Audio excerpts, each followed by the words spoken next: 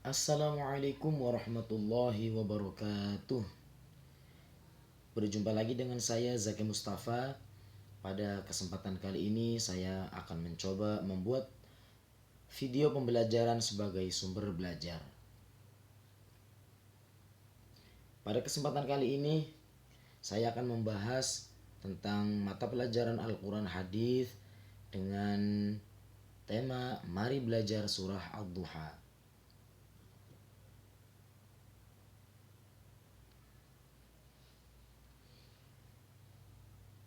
Sebelum kita mulai pembelajaran, maka mari kita ketahui dulu kompetensi dasar pada pelajaran kali ini. Yang pertama, 1.1 menerima Quran surat Ad-Duha sebagai firman Allah Subhanahu wa taala. 2.1 memiliki perilaku peduli terhadap kaum duafa sebagai implementasi pemahaman Quran surah Ad-Duha.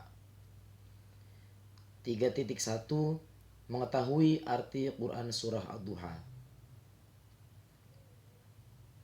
3.2 memahami isi kandungan Quran surah Ad-Duha.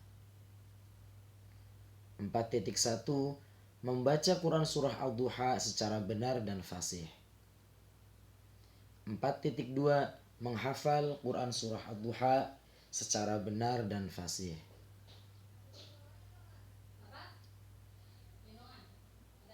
Adapun tujuan pembelajaran pada materi ini adalah setelah mempelajari surah Ad-Duha dengan metode drill, siswa dapat membaca surah Ad-Duha dengan baik dan benar sesuai dengan hukum bacaan tajwidnya. Kemudian setelah belajar surah Ad-Duha, siswa mampu menghafal surah Ad-Duha dan menerapkan hukum bacaan mad tabi'i dengan fasih. Yang ketiga, setelah mempelajari surah Ad-Duha dengan berdiskusi, siswa mampu menjelaskan isi kandungan surah Ad-Duha dengan baik.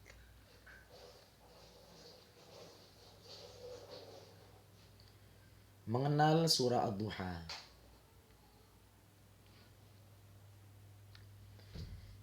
Surah Ad-Duha terdiri dari 11 ayat. Jumlah surah Ad-Duha adalah 11 ayat. Kemudian surah Ad-Duha merupakan urutan surah yang ke-93 di dalam Al-Quran.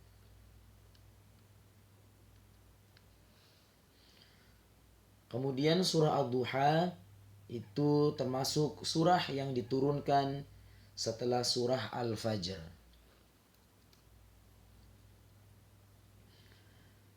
Surah Ad-Duha tergolong surah Makkiyah, yaitu surah yang diturunkan di kota Mekah, atau surah atau ayat yang diturunkan sebelum Nabi Muhammad SAW pergi berhijrah ke kota Madinah.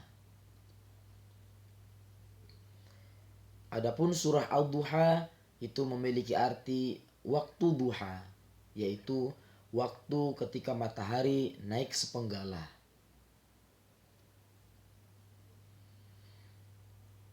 Ad-Duha diambil dari lafaz Ad-Duha pada ayat pertama surah Ad-Duha. Surah Ad-Duha terletak setelah surah Al-Lail dan sebelum surah Al-Insyirah.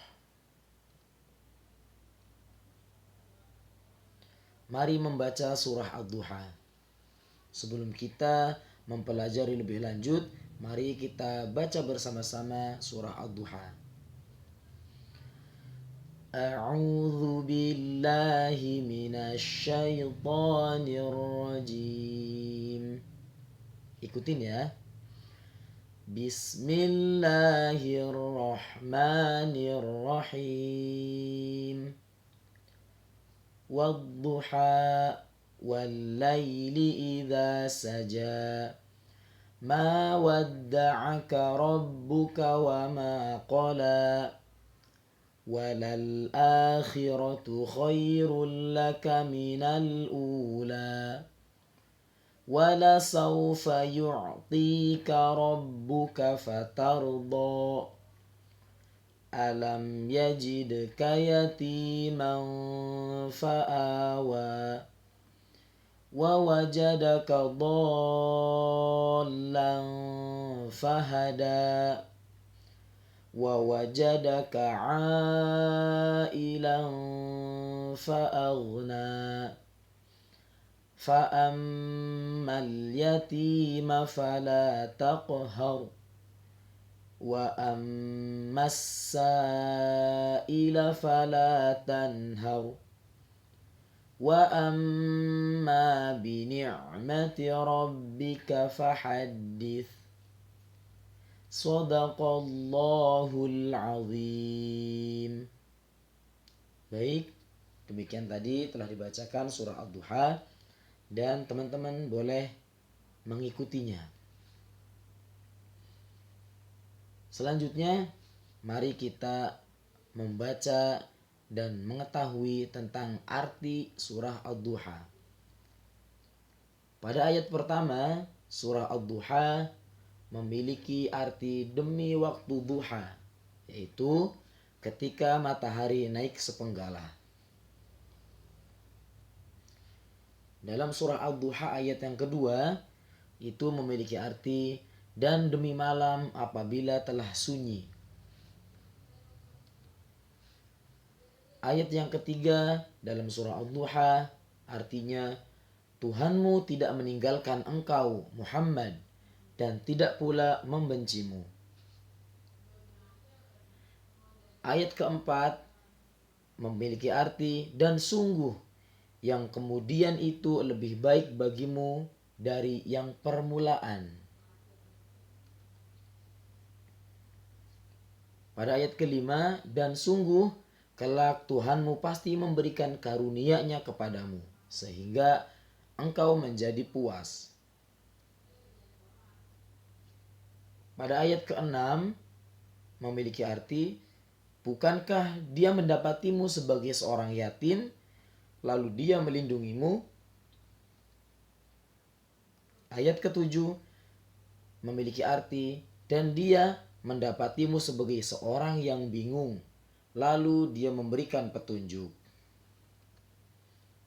Ayat ke-8 artinya, dan dia mendapatimu sebagai seorang yang kekurangan, lalu dia memberikan kecukupan. Ayat 9 artinya, maka terhadap anak yatim janganlah engkau berlaku sewenang-wenang.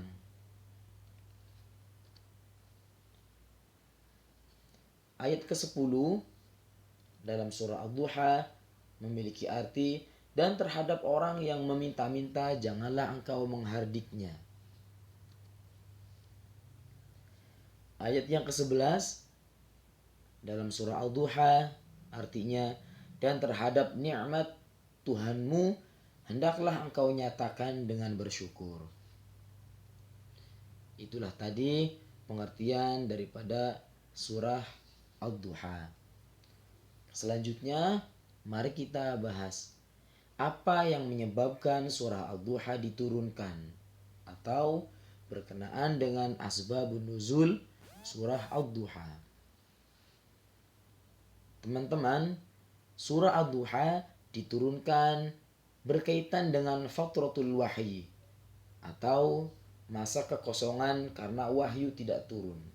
Sehingga orang-orang kafir mengejek bahwa Nabi Muhammad SAW sudah ditinggalkan oleh Tuhannya.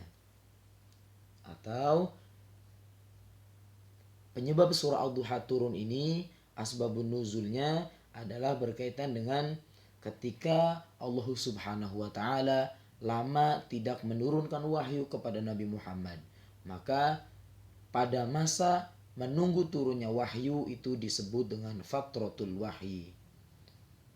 Wahyu tidak turun kepada Nabi Muhammad Sallallahu Alaihi Wasallam, sehingga orang-orang kafir berasumsi bahwa Nabi Muhammad sudah ditinggalkan oleh Tuhannya, yaitu Allah Subhanahu wa Ta'ala. Selanjutnya mari kita bahas isi kandungan per ayat dari surah Ad-Duha. Isi kandungan ayat 1 sampai 3 surah Ad-Duha yaitu berisi tentang Allah bersumpah dengan menggunakan dua waktu. Yang pertama, waktu duha dengan cahayanya, dan yang kedua, waktu malam dengan gelap dan kesunyiannya. Untuk menyatakan bahwa Allah Subhanahu wa Ta'ala tidak marah dan tidak meninggalkan Nabi Muhammad Sallallahu Alaihi Wasallam. Kemudian isi kandungan ayat yang keempat dalam surah Ad-Duha yaitu bahwa Allah mengungkapkan keadaan Nabi di hari yang akan datang itu lebih baik dari masa lalu, atau dapat diartikan bahwa kehidupan di akhirat itu nanti itu lebih baik daripada kehidupan sekarang di alam dunia. Isi kandungan ayat yang kelima bahwa Allah Subhanahu wa Ta'ala memberikan kabar gembira kepada Nabi Muhammad SAW bahwasanya Allah terus-menerus memberikan karunia-Nya seperti diberikannya telaga Kautsar kepada Nabi Muhammad SAW. Kemudian isi kandungan ayat yang ke-6, ke-7 dan ke-8 dalam surah Ad-Duha bahwa Allah menceritakan masa lalu Nabi Muhammad SAW, yaitu Nabi Muhammad sebagai seorang yatim karena ayahnya meninggal dunia ketika beliau masih dalam kandungan ibunya. Kemudian Allah Subhanahu wa Ta'ala memberikan perlindungan melalui kakeknya dan pamannya untuk mengasuh dan melindunginya dari ancaman orang-orang kafir. Kemudian Allah menceritakan masa lalu Nabi Muhammad yang kedua bahwa Nabi Muhammad adalah seorang yang bingung ketika itu. Bingung dalam mencari kebenaran karena beliau tidak mengetahui tentang syariat pada saat itu. Yang saat itu bangsa Arab sangat rendah akhlaknya dan tidak benar akidahnya, yaitu menyembah berhala. Kemudian Allah Subhanahu wa Ta'ala memberikan petunjuk kepada Nabi Muhammad SAW. Selanjutnya Allah menceritakan masa lalu Nabi Muhammad, yaitu bahwa Nabi Muhammad adalah seorang yang kekurangan atau dalam keadaan miskin pada saat itu, di mana ayahnya tidak meninggalkan harta sedikit pun ketika beliau wafat, kecuali hanya meninggalkan seekor unta betina dan seorang hamba sahaya perempuan. Kemudian Allah Subhanahu wa Ta'ala memberinya harta benda berupa keuntungan yang amat besar dari memperdagangkan harta Khadijah dan ditambah dengan harta hibah dari Siti Khadijah untuk memperjuangkan dan menegakkan agama Islam. Isi kandungan ayat yang ke-9 dan ke-10. Dari bermacam-macam nikmat Allah Subhanahu wa Ta'ala yang diberikan kepada Nabi Muhammad, maka beliau pun diperintahkan oleh Allah untuk memiliki sikap kepedulian sosial kepada anak-anak yatim dan orang-orang yang meminta atau para peminta-minta. Kemudian isi kandungan ayat ke-11 atau ayat yang terakhir yaitu bahwa Allah Subhanahu wa Ta'ala memberikan penegasan kepada Nabi Muhammad agar memperbanyak pemberian kepada orang-orang fakir dan miskin, serta mensyukuri dengan menyebut dan mengingat nikmat Allah Subhanahu wa Ta'ala yang telah dilimpahkan kepadanya.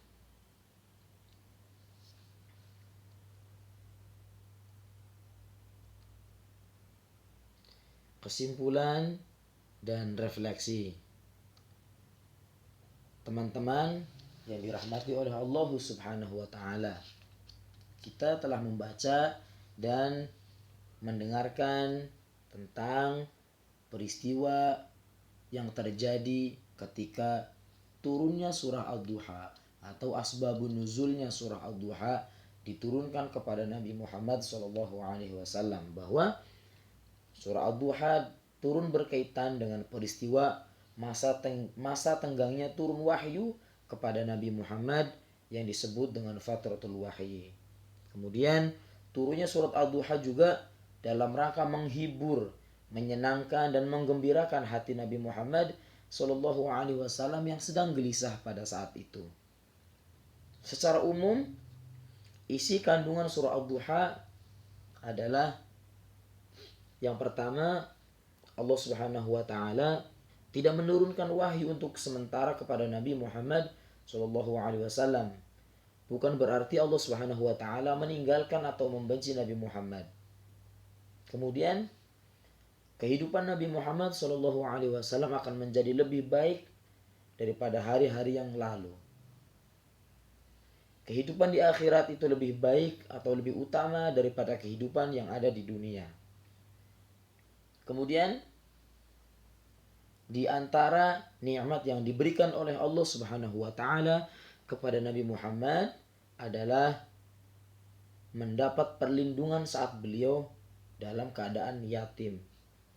Kemudian mendapat petunjuk saat beliau mengalami kebingungan dan diberikan kecukupan saat beliau kekurangan atau dalam keadaan miskin.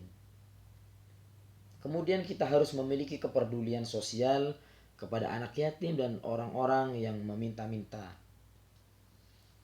Dan nikmat Allah Subhanahu wa taala itu harus selalu kita syukuri dengan tindakan nyata dalam kehidupan sehari-hari.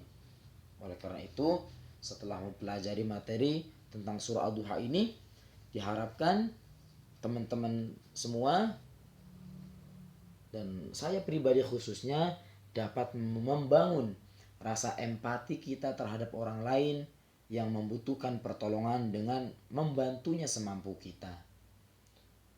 Baik itu dengan makanan ataupun dengan pakaian, dengan uang ataupun dengan barang-barang yang kita miliki. Terutama yang perlu kita perhatikan adalah anak-anak yatim dan para peminta-minta. Kemudian kita juga harus selalu bersyukur kepada segala bentuk nikmat Allah Subhanahu wa taala yang diberikan kepada kita dengan cara tindakan nyata dalam kehidupan sehari-hari. Demikian yang dapat saya sampaikan, dan insya Allah nanti akan kita sambung pada video pembelajaran berikutnya. Akhir kalam, wassalamualaikum warahmatullahi wabarakatuh.